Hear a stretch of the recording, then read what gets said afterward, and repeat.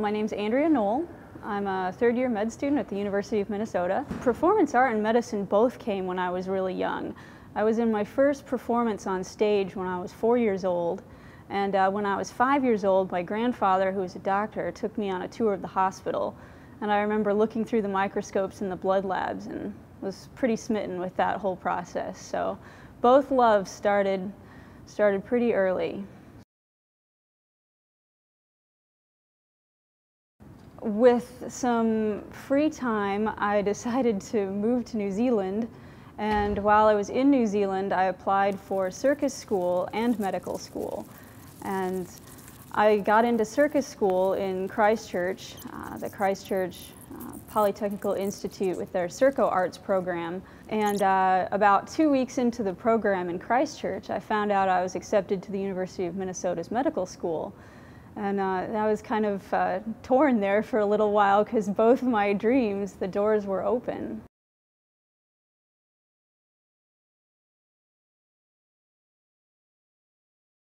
I was extremely enthusiastic that they're letting me use the FlexMD to continue to pursue things that I'm passionate about, especially because I think that going off and being able to do a more in-depth study of comedy will help me be a better doctor. We all know that it's difficult to really feel pain, feel as sick when you're laughing.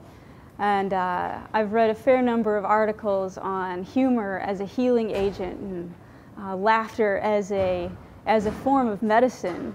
And the things I've read are so encouraging, and people I've talked to say, yes, a sense of humor is what's helping me heal. It's what's getting me through this. So a study of comedy and joy and laughter and connecting with people that I'm doing through using my FlexMD to go and study clowning is something that I feel will take my physician skills to another level. So the FlexMD is just a fabulous program that's really letting me combine my passions to be the doctor that I want to. When I moved to the Twin Cities a few years ago, I started a small business. It's called Highly Entertaining, and it's kind of the umbrella over all of my circus-inspired interests.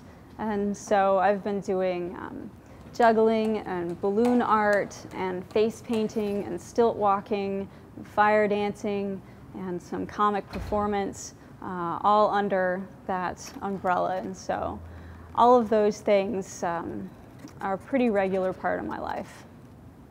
I guess a lot of people find it fairly entertaining that I dropped out of circus school to be a doctor.